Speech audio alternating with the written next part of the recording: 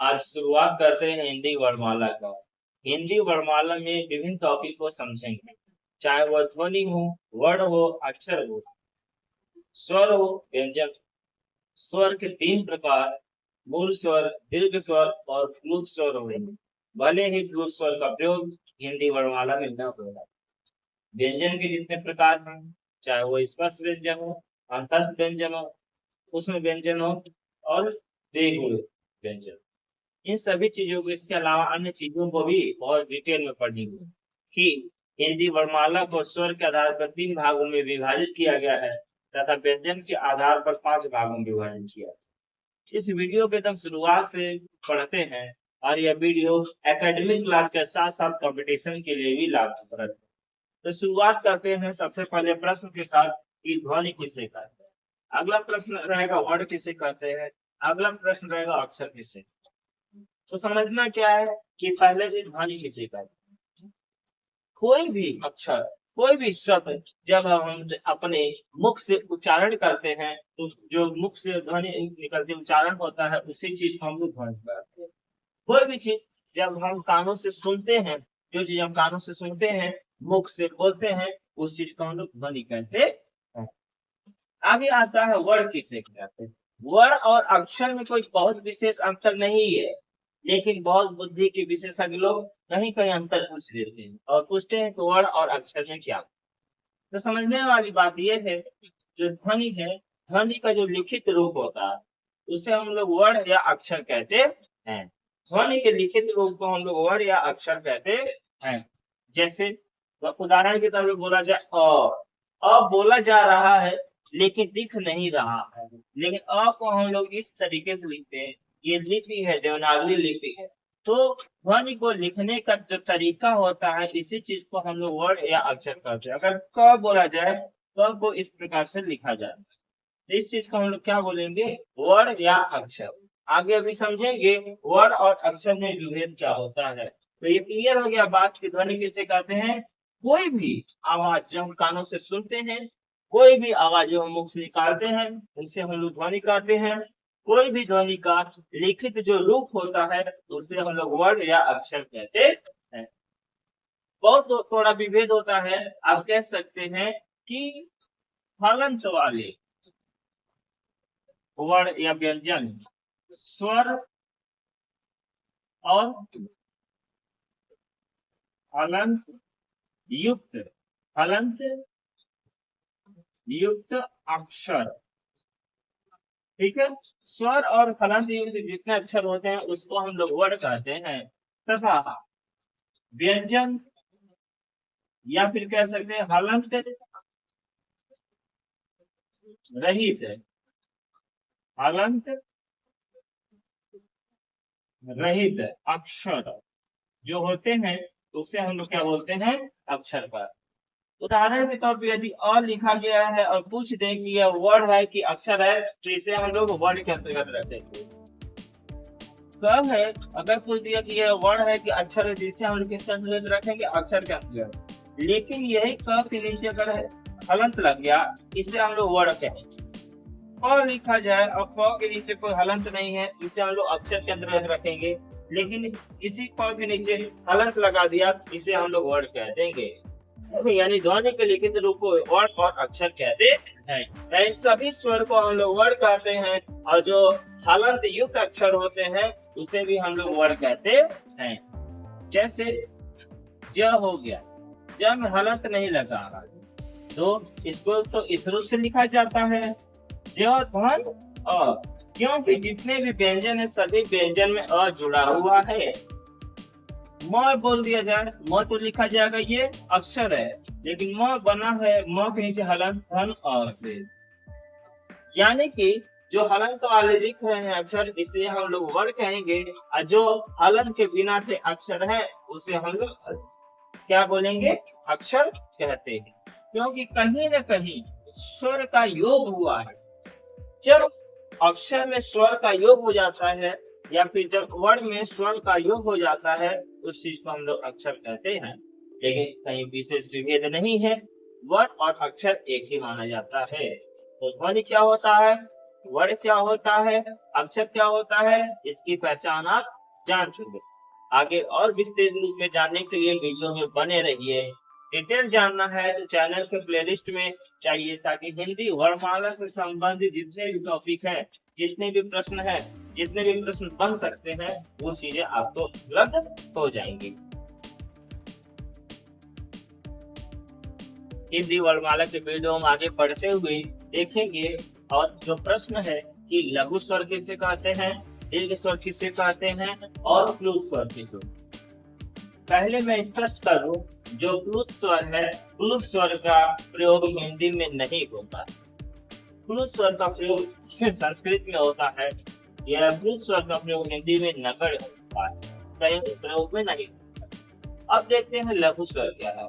लघु स्वर को हम लोग मूल स्वर भी कहते हैं, ह्रस्व स्वर भी कहते हैं, यानी मूल स्वर कह लीजिए या फिर ह्रस्व स्वर भी कह सकते। दीर्घ स्वर नाम से स्पष्ट है, बड़ा स्वर, प्लुत स्वर।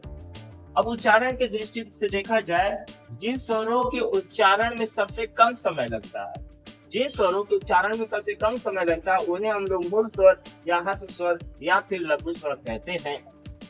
और जिन स्वर को उच्चारण में मूल स्वर की अपेक्षा या लघु स्वर की अपेक्षा ज्यादा समय लगता है, तो उसे हम लोग दीर्घ स्वर कहते हैं।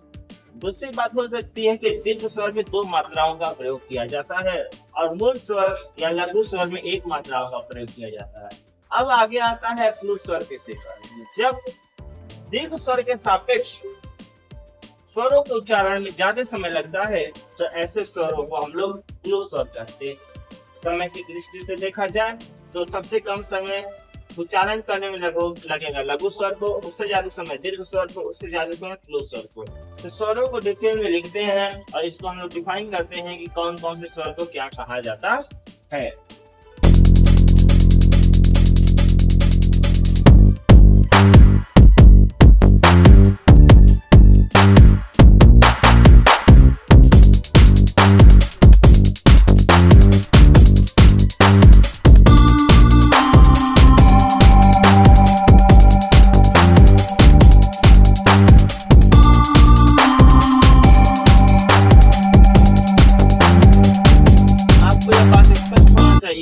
हिंदी वर्णमाला में स्वरों की संख्या केवल 11 है। कंपटीशन के बच्चों को पता है कि स्वरों की संख्या 11 होती है, लेकिन अगर आप प्राथमिक स्तर के बच्चों का किताब देखें, कोई भी अन्य किताब देखें, तो वहाँ पे स्वरों की संख्या 13 दे दिया जाता है। अब जो बच्चे अन्य स्तर के जीव को जीव है, वहाँ पे विवेक नहीं किया जाता है, क्योंकि अंग और अह जो आगे पढ़ेंगे आप लोग अयोगवा के अंतर्गत आता है, उसे भी स्वर में शामिल कर दिया जाता है। तो आप ये स्पष्ट हो लीजिए कि हिंदी वर्णमाला में स्वरों की संख्या कितना होता है, 13 होता है। अ आ इ उ ऋ ए ऐ ओ औ। अब इसमें से देखेंगे लघु स्वर कौन है, तो ध्यान रहे अ, छोटी ई, छोटा ऊ और री। ये जो 4 आपको दिख रहे हैं, इसे हम लोग मूल स्वर अथवा लघु स्वर भी कहते हैं। इसे हम लोग क्या कहते हैं, मूल स्वर अथवा लघु स्वर भी कहते हैं।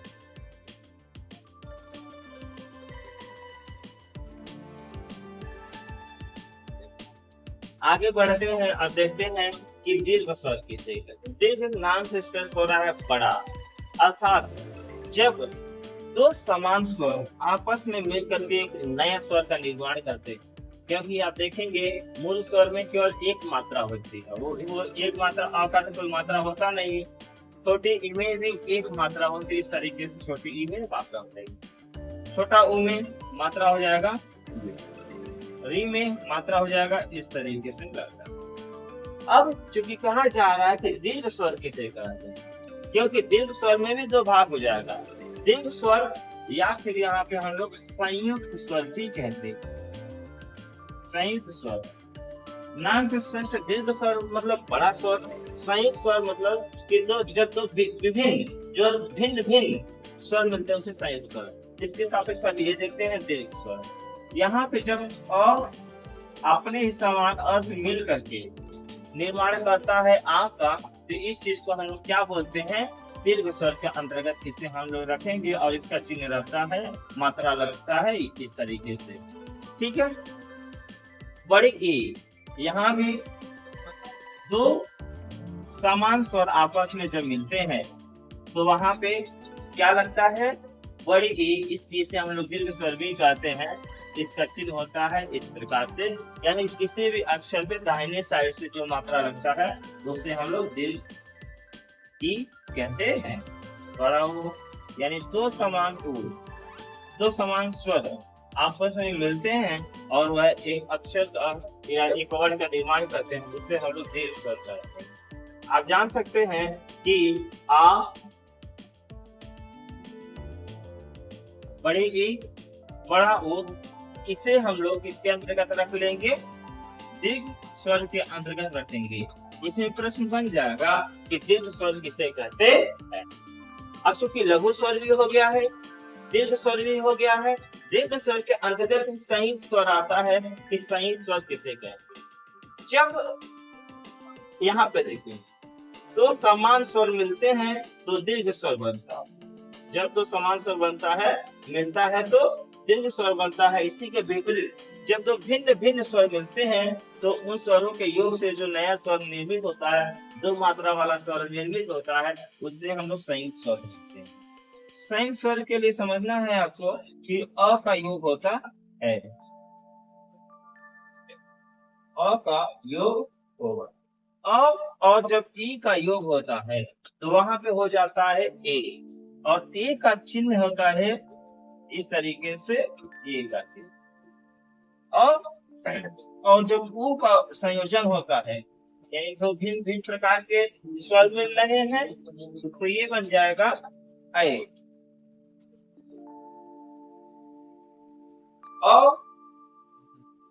और ए का संयोजन होता है तो ये बन जाता है ओ, और ओ का जो चिन्ह रहता है इस प्रकार से खड़ी पाई और उसको भी चोटी बना देते हैं।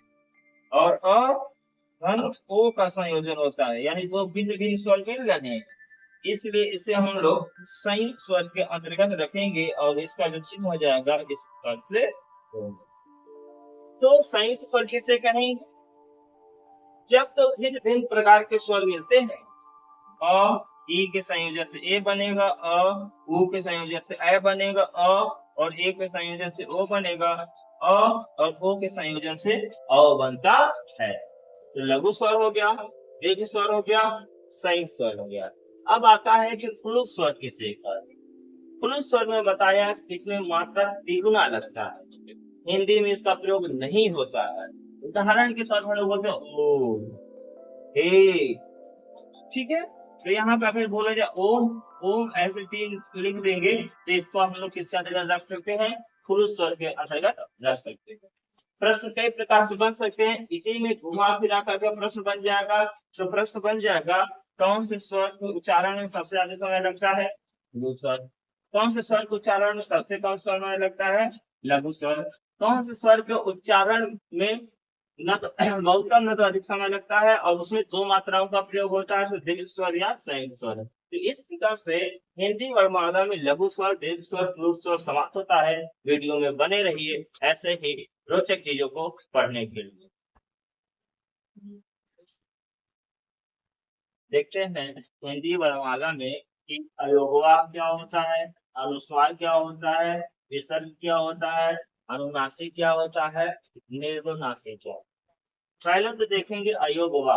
अयोगवा का अर्थ होता है अ के योग से बनने वाले अक्षर, या फिर जहाँ पे अ का योग न होगे, या फिर कह सकते हैं स्वर के बाद जो अक्षर आते हैं उसे हम लोग अयोगवा कहते हैं। स्वर के बाद आने वाले और व्यंजन के पहले आने वाले अक्षरों को, वर्णों को अयोगवा कहा जाता है। जैसे अ आ ई उ री ए ओ औ। इसके बाद आता अंग और अह। आगे डिटेल में देखेंगे अंग और अह न तो स्वर है न तो व्यंजन है, या फिर अंग और अह जब बल रहा है तो इसमें भी अ है, इसमें भी अ है, तो कहीं न कहीं अ है, इसीलिए अयोगवा कहा जाता है। इस अयोगवा को दो भाग होते हैं, एक भाग को कहते हैं अनुस्वार और दूसरे भाग को कहते हैं विसर्ग। अनुस्वार अर्थात जहाँ पे अंग की मात्रा आती है वहां पे अनुस्वार होता है, जैसे कंकड़, अंगद। तो इस तरीके के जितने भी ध्वनि के जितने भी शब्द आते हैं वहां पे अनुस्वार होता है, अर्थात जहाँ पे वायु नाक से निकलती है अधिक उसे बोलते हैं अनुस्वार। जहाँ पे अंग की मात्रा आती है उसे बोलते हैं अनुस्वार। विसर्ग जैसे अतः, प्रातः, स्वतः, इनका प्रयोग तत्सम शब्दों में अधिक होता है। इन विसर्ग का प्रयोग नष्ट हो चुका है, लेकिन संस्कृत में या हिंदी में जो तत्सम प्रयोग किए जाते हैं, संस्कृत के शब्द प्रयोग किए जाते हैं, उसमें बहुतायत मात्रा में है। विसर्ग का उच्चारण ह होता है, इसलिए अनुस्वार और विसर्ग यानी अंग और अह न तो स्वर है न तो व्यंजन है, अर्थात ये स्वर के बाद आते हैं, व्यंजन के पहले आते हैं, इसलिए इसे हम लोग अयोगवा कहते हैं। ये स्वरों के सहारे चलते हैं, ठीक है। अनुस्वार अर्थात ये स्वर के बाद आने वाला है जिसकी ध्वनि नाक से निकलती है, जैसे कंकड़,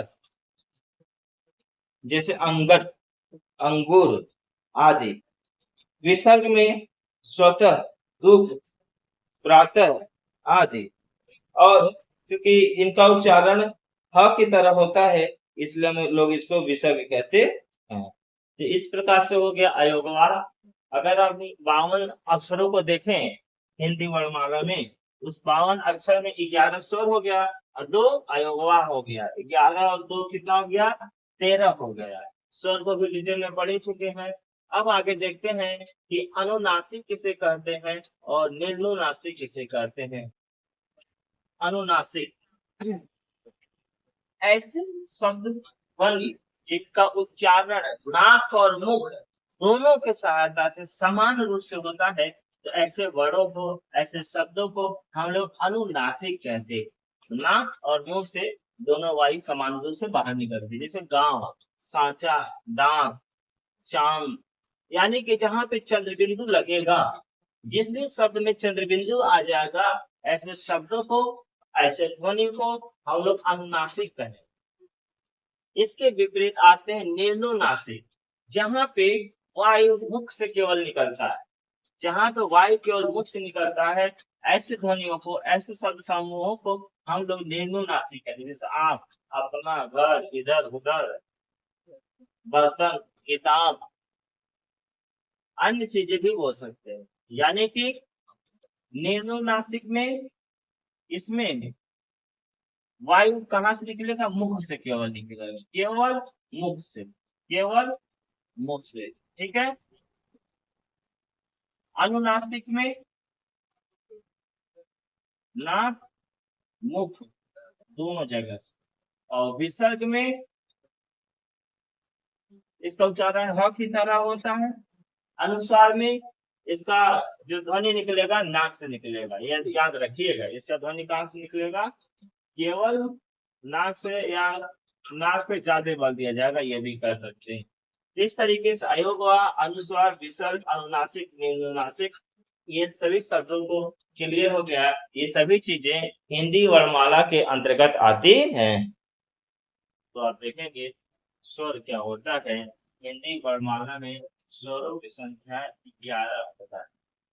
अ से लेकर के औ तक जितने भी वर्ण आते हैं, इन सभी वर्णों को स्वर कहते हैं। स्वरों की संख्या 11 होता है।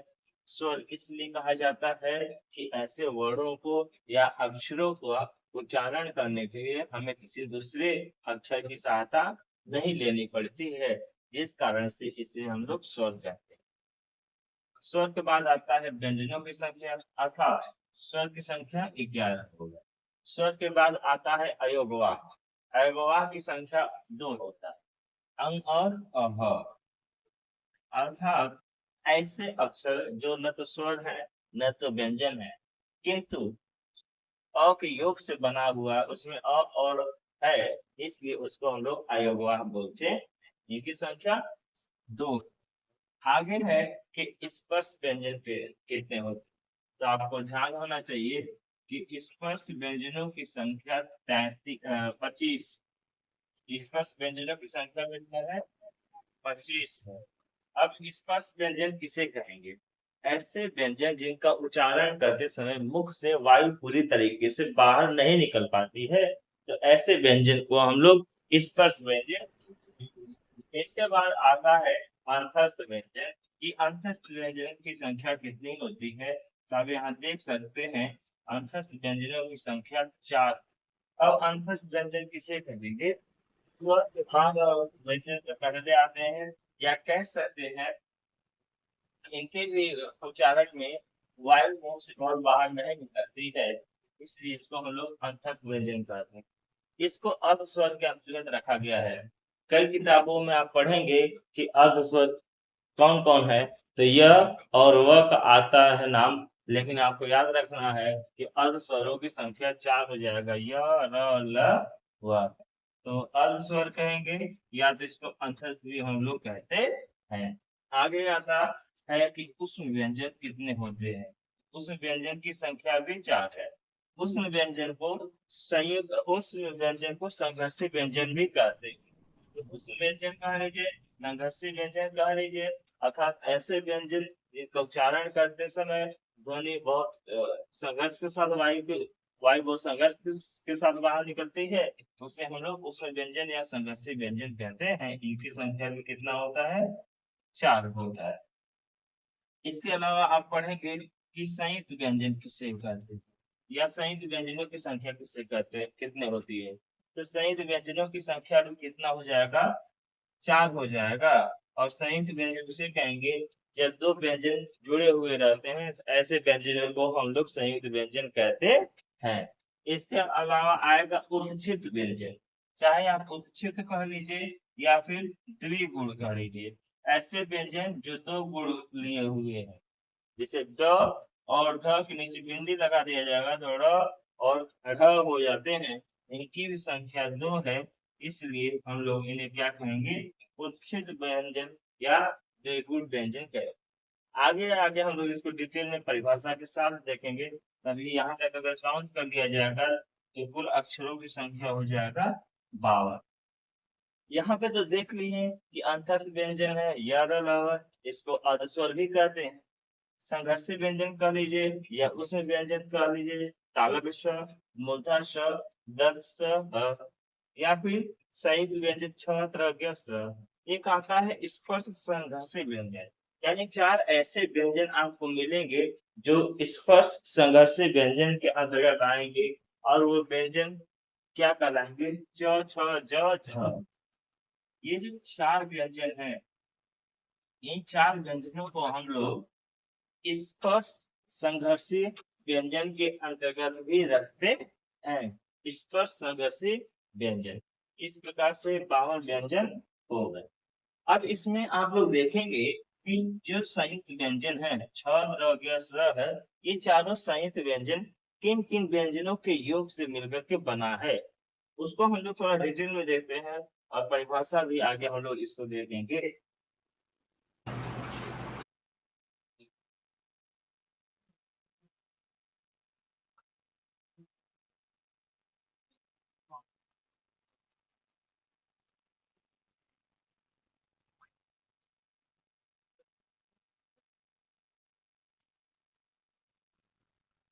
यहाँ पे देखेंगे जो 4 संयुक्त व्यंजन है, किन किन व्यंजनों के योग से बनकर बना हुआ है। तो ये जो जो छतरी कहलाएगा, इसके कई उदाहरण आप स्क्रीन पे देखेंगे, तो यह 2 अक्षरों के योग से बना है, क और मूर्धन्य ष। क के नीचे हलंत होना जरूरी है, तो क और मूर्धन्य ष दोनों मिल करके बन जाता है छ। आधा त और र, ये दोनों मिल करके बन जाता है त्र। आधा ज और इ, ये दोनों मिल करके बन जाता है ज्ञ। और तालव्य श, आधा तालव्य श और र मिल करके बन जाता है श। इस प्रकार से संयुक्त व्यंजन का निर्माण होता है, जिसे संबंधित आप शब्दों को स्क्रीन पे देख सकते हैं।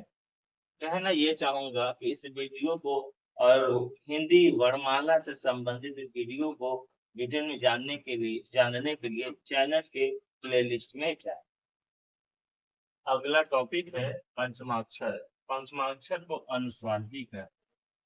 जैसे स्पर्श व्यंजन में जो आप पढ़ रहे थे, स्पर्श व्यंजन में ये पांचों वर्ग क वर्ग, चवर्ग कवर्ग कवर्ग और पवर्ग, ये सभी वर्गों का अंतिम पांचवा जो अक्षर जिसे क ख ग घ अंगात अंगा से जो है तीन है, क ख ग घ ङ ङ च छ ज झ प प ग प, यानी अंग इया ड़ न म इन पांचों अक्षरों को पंचमाक्षर कहते हैं या फिर इनको अनुस्वार भी कहा जाता है। संस्कृत में अलग तरीके से प्रयोग होता है, लेकिन डॉक्टर श्याम सुंदर दास और उनके सहयोगियों ने पंचमाक्षर के लिए हिंदी में अनुस्वार का प्रयोग करने के लिए कहा है। अनुस्वार यानी कि अंग की मात्रा। उन्होंने कहा है कि अनुस्वार का प्रयोग जब हम करेंगे पंचमाक्षर की जगह पे, इससे छपाई करने में, पुस्तकों पर लिखने में अन्य कई प्रकार से हमको सुविधा हो। जैसे आप यहाँ देखेंगे लिखा गया है अंग, चंचू, खंड, संधि, दम। यदि इसका चाहे आप कंप्यूटर से टाइप करिए, चाहे लिखिए पेन पेंसिल के द्वारा या फिर टाइपराइटर से टाइप करिए, तो अंग इस तरीके से लिखने में समस्या होगा। लेकिन इस अंग को अगर इस तरीके से अनुस्वार लगा दिया जाए, अंग बिंदी लगा दिया जाए केवल, तो लिखना आसान हो जाएगा। चंचू को चन लिखना आसान हो जाएगा, खंड को खंड लिखना आसान हो जाएगा, संधि को इस प्रकार से संधि लिख सकते हैं।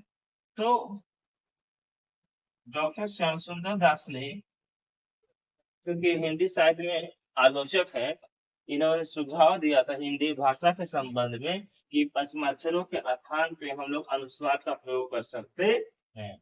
प्रश्न यह भी बन सकता है कि कौन सा विद्वान है जिसके सुझाव पे हिंदी भाषा में जो देवनागरी लिपि है उसमें पंचमाक्षर के स्थान पर अनुस्वार का प्रयोग किया जाता है, तो विद्वान रहेंगे डॉक्टर श्याम सुंदर दास। अगला टॉपिक है बलाघात या स्वराघात, यानी कि उच्चारण करते समय किसी अक्षर पर विशेष बल देना ही बलाघात कहलाता है। इसको इस रूप में जान सकते हैं कि जब बोलते समय अर्थ या उच्चारण की स्पष्टता के लिए जब हम किसी अक्षर पर विशेष बल देते हैं, तब इस क्रिया को स्वराघात या बलाघात कहा जाता है। ठीक है, इसको चार रूपों में हम लोग विभाजित कर सकते हैं। आगे इसको देखते हैं कैसे। बलाघात, स्वराघात, जहाँ पे संयुक्त अक्षर आता है उसके पहले जो अक्षर आएगा वहां पे बलाघात का प्रयोग होगा। जैसे इंद्र, यहाँ संयुक्त अक्षर आ रहा है, इसके हम इंद्र ई पे जोड़ देंगे। विष्णु, दो विष्णु, ये दोनों साथ में जुड़ा हुआ है, इसलिए हम लोग वी पे यहाँ पे हम लोग जोड़ देंगे। यानी इंद्र बोलते समय ई पे और विष्णु बोलते समय वी पे जब हम लोग जोड़ देते हैं तो वहां पे बलाघात कहलाता। कहीं भी संयुक्त व्यंजन आएगा, संयुक्त अक्षर आएंगे, उसके पहले जो चीज अक्षर रहेगा वहां पे स्वराघात होता है। जैसे इंद्र संयुक्त है इसलिए ई पे जोड़ दिया गया। विष्णु यहाँ पे संयुक्त है, विष्णु में इसलिए वी पे जोड़ दिया गया। जहाँ पे संयुक्त अक्षर आएगा उसके पहले बलाघात का प्रयोग होता है। विसर्ग वाले अक्षर जहाँ कहीं आएंगे वहां पे भी बलाघात का प्रयोग होगा। उदाहरण के तौर पे दो शब्द लिखा जाए, एक लिखा जाए निसंदेह, निसंदेह, और लिख दिया जाए दुख, क्योंकि दुख में विसर्ग आ रहा है, निसंदेह में विसर्ग आ रहा है, इसलिए इसके पहले जो प्रयोग हो रहा है नि और दुख निसंदेह, ये क्या हो जाएगा आपका बलाघात हो जाएगा। संदेह के पहले विसर्ग है, विसर्ग के पहले जो अक्षर आएगा यहाँ पे ये बलाघात, निसंदेह, दुख। ठीक है, अगला पॉइंट हो जाएगा जहाँ पे आप देखेंगे शब्द में अ ई उ री यानी कि मूल स्वर या लघु स्वर आ जाते हैं, उसके पहले भी हम लोग बलाघात या स्वराघात का प्रयोग करते हैं। उदाहरण के तौर पे शब्द लिखा जाए हरि, मधु, हरि, मधु, हरि, री आ गया, हरि फ पे लगाएंगे बलाघात मधु, ऊ आ गया है, इसलिए म पे बलाघात लगाएंगे। जहां कहीं भी अ, ई, उ और री का प्रयोग होगा वहां पे बलाघात या स्वराघात का प्रयोग होता है। ऐसे बहुत सारे उदाहरण आपको मिल जाएंगे। यहाँ देखेंगे, अनुतान को तान भी कहते हैं, अनुतान को सुरलहर भी कहते हैं। अर्थात जब हम किसी शब्द को बोलते हैं, वाक्य को बोलते हैं, बोलते समय उसके जो बोलने का टोन होता है, बोलने का लय होता है, बोलने का तरीका होता है, बोलने का शैली होता है, उस तरीकों को ही हम लोग अनुकार या तान कहते हैं। प्रश्न से शुरुआत करते हैं कि कौन करेगा। इसका अर्थ है कि कौन करेगा, यानी पता नहीं है। कौन करेगा पूछा जा रहा है कि कई लोग, कौन करेगा यानी कई लोगों में पूछा जा रहा है कि कौन है किसी कार्य को करेगा। दूसरा वही चीज है, क्रम बदल दिया गया शब्दों को, शब्दों के क्रम को बदल दिया गया। करेगा कौन, यहाँ पे प्रश्न चिन्ह लग जा रहा है कि कौन है, कोई तैयार होगा कि नहीं होगा। जैसे जो अनुदान या तान होता है, इसके दो भाग अगर आप देख लो, पहला होता है शब्द सुरलहर, दूसरा होता है वाक्य सुरलहर। शब्द सुरलहर, शब्दों के माध्यम से जब हम उसके शब्द के अर्थ को जानने का प्रयास करते हैं, उस चीज को हम लोग शब्द सुरलहर बोलते हैं। जब वाक्य के द्वारा वाक्य के अर्थ को जानने का प्रयास करते हैं, तो उसे वाक्य सुरलहर कहते हैं। यानी अनुतान या तान या लय जो होता है, दो प्रकार से विभाजित किया जाता है, शब्द सुरलहर, वाक्य सुरलहर। एक शब्द के द्वारा देखते हैं, आपने बहुत समय पहले एक फिल्म देखा होगा पीके, उसमें एक दृश्य आता है जब नायक जेल में बंद रहता है और वो यही चीज दोहराता है, अच्छा। यानी अच्छा जब हम थोड़े हर्ष स्वर में बोलते हैं या कम समय के लिए अच्छा, तो हम लोग यहाँ पे क्या लगाते हैं, अच्छा, यानी कि यहाँ पे सहमति। लेकिन थोड़ा देरी तक बोलते अच्छा, तो यानी कि विरोध हो जाता है, किसी बात का हम विरोध करते हैं। और अच्छा यानी कि ये गलत हो गया है, यहाँ पे हो जाएगा प्रतिशोध हो जाएगा। क्या हो जाएगा, प्रतिशोध। अच्छा यानी कि प्रतिशोध, यानी शब्द वही है, एक ही शब्द अच्छा, लेकिन बोलने के तरीके के कारण जो है ये बदलता रह रहा है। थोड़ी समय के लिए बोलेंगे, हर्ष स्वर के रूप में बोलेंगे तो सहमति हो जाएगा या स्वीकृति हो जाएगा। थोड़ा ज्यादा समय लेकर बोलेंगे अच्छा, यानी कि विरोध दर्शाने के लिए, और भी ज्यादा समय लेंगे यानी तिगुना समय लेंगे, तो वहां पे क्या हो जाएगा, प्रतिशोध लेंगे। इस प्रकार से सिर्फ अनुसार या ताल, यानी कि ले शब्दों को बोलने का, वाक्यों को बोलने का, जिस कारण से हम उसका अर्थ भिन्न भिन्न निकाल सकते हैं। सबसे बढ़िया उदाहरण ये जो अच्छा वाला शब्द है ये हो सकता है। अगला टॉपिक है निपात। निपात कहते हैं किसी भी बात में, किसी भी वाक्य में अपनी बातों को जोर देने के लिए जिन शब्दों का हम लोग प्रयोग करते हैं, वैसे शब्दों को हम लोग निपात कहते हैं। ऐसे बहुत सारे शब्द आ जाएगा, उदाहरण के तौर पर हम लोग देखें कि आ दिया। जैसे एक एग्जांपल लेते हैं, मैं चलूंगा।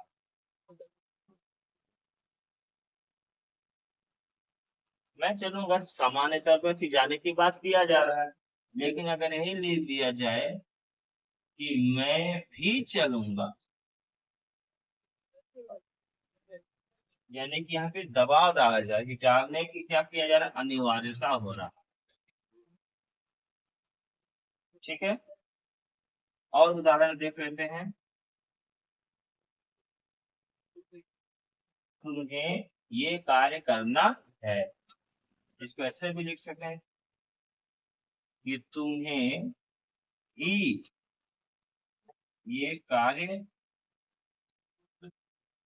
करना है। नहीं, तुम्हें ये कार्य करना है, अभी बल नहीं दिया गया, तुम नहीं करोगे तो कोई और कर सकता है, कोई और कर सकता है, लेकिन तुम्हें ही ये कार्य करना है। इस ही शब्द के द्वारा, इस भी शब्द के द्वारा यहाँ पे जोर दिया जा रहा है, दबाव दिया जा रहा है, इसलिए ऐसे शब्दों को हम लोग बोलते हैं निपात। निपात का अर्थ हो जाएगा जब किसी कार्य को गति देने के लिए, अनिवार्यता के लिए जिन शब्दों का प्रयोग किया जाता है, तो ऐसे शब्दों को हम लोग निपात कहते हैं।